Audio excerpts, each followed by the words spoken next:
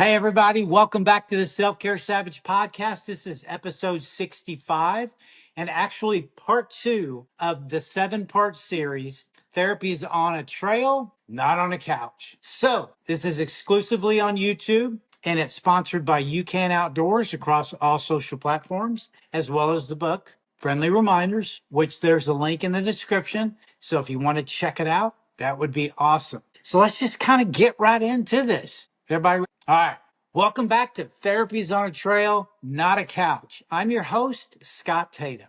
If you're here with me again, I appreciate you showing up. I know this podcast isn't always easy listening. We're not here for the feel good fluff. We're here for real healing, and that means getting uncomfortable sometimes.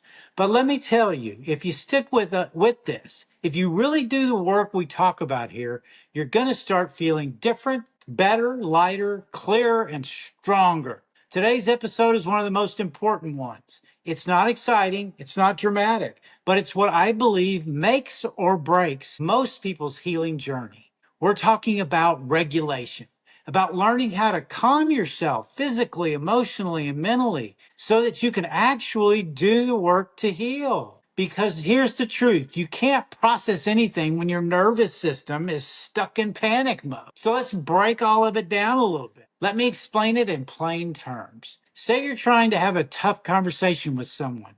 You know what you want to say, you're ready, but the second the conversation starts, your voice gets tight, your heart starts racing.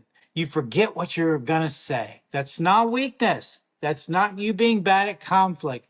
That's your nervous system going into survival mode. We all know a lot about that. Same thing happens when you sit down to journal or think through a painful memory. You start feeling anxious, overwhelmed, angry, you shut down, or you just blow up. That's your body saying, we're not safe right now. And listen, if your body doesn't feel safe, your brain is not going to let you do the deep healing work. You're stuck in reaction mode. You can't be your own therapist in that state.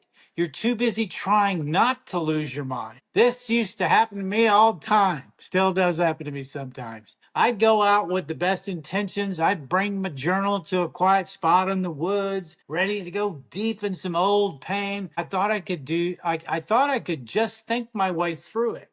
But within a few minutes, I'd be sweating and all angry, spinning out. Just hated all those memories. Couldn't focus, couldn't write. I'd close the notebook, pack it up, and walk away feeling pretty defeated. What I didn't know back then was I wasn't failing. I just wasn't regulated. So let's talk a little bit about maybe what's actually going on. You know, a little bit of what's behind the scenes. Throw some science into this. When your body thinks you're in danger, even if it's emotional danger, your sympathetic nervous system takes over. That's your fight, flight, or freeze response. Your brain shuts off access to logic and memory. Your breath gets shallow, your thoughts race, your heart pounds. You might even start sweating or feel your muscles tense up. That system is meant to protect you. But if it's always on, you can't think clearly. You can't calm down. You can't sit with anything hard. Now, there's another system, your parasympathetic nervous system, that does the opposite. It calms you down, slows your heart rate. It tells your brain, we're safe, we're good, let's relax. To switch that system on, you've got to breathe deeply, move your body, get quiet so you can feel safe.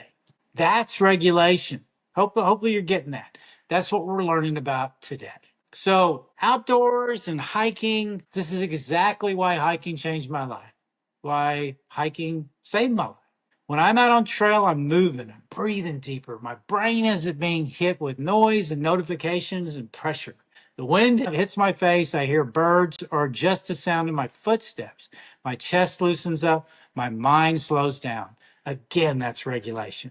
That's the body saying we're not in danger anymore. You might not even realize it's happening, but it is. Step by step, you're calming your nervous system without even trying. That's why hiking is such a powerful tool for becoming your own therapist, hiking or walking, because your system's got to be calm enough to do the real work. So let's back it up this with science a little bit. Studies from places like Stanford and the University of Michigan show that just 90 minutes in nature reduces negative thought patterns and helps your brain function better. And there's this thing called a vagus nerve. It's like your body's stress reset button. Keep punching that. Deep breathing, cold water movement, all of these things help activate it and calm you down. That's not just feel good talk, that's biology talking. So let's talk self care savage mentality for a second as it bleeds all into this. Being a self care savage doesn't mean pushing through the pain no matter what.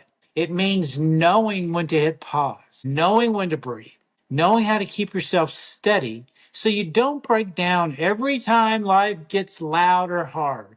You can't be your own therapist if your body is in panic. You got to learn how to slow your heart before you can open it. And yeah, it's not flashy. It's not a big crying breakthrough moment, but what it is it's mature, it's strong, it's real.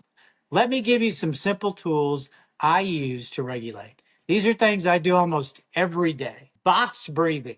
Inhale for 4 seconds, hold for 4, exhale for 4, hold again for 4.